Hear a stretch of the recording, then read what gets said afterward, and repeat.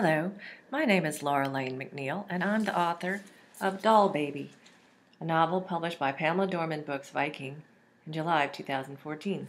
I'm here to tell you a little bit about why I wrote the story of Dollbaby. I think perhaps the story of Dollbaby has been with me all my life.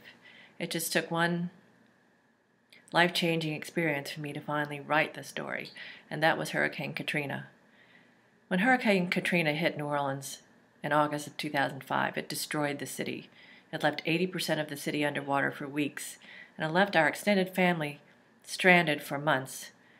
We weren't able to return to New Orleans till after Christmas, till January of 2006, to a still dark city.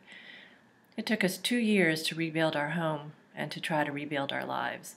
And during that time, I had to listen to far-flung politicians talk about why New Orleans, a city that was below sea level, perhaps should not be rebuilt. As much as that angered me, it gave me a renewed determination to do two things. The first was to embark on a writing career that I had put off for so long, and the second was to write about the city the way it was and never would be again, to tell the story about why New Orleans mattered. Dollbaby is a culmination of those goals. It is a story of love, hate, family, and redemption. It is a story of New Orleans, where you learn to dance, even when there is no music. People ask me why I started the story of Dollbaby in 1964, and the reason was I wanted to recapture a bygone era, one that doesn't exist anymore, but one that I thought people should know and perhaps understand.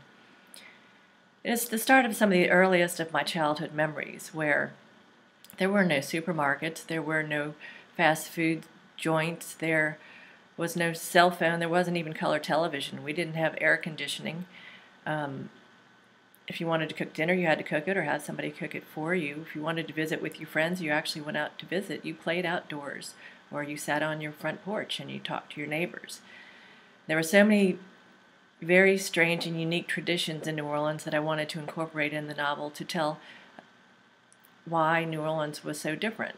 But when I started researching the novel, I realized there was a lot more that needed to be told. LBJ was getting ready to sign the Civil Rights Act of 1964, and I realized that that was going to change the flavor of the novel, but it was a story that needed to be told, that needed to be integrated.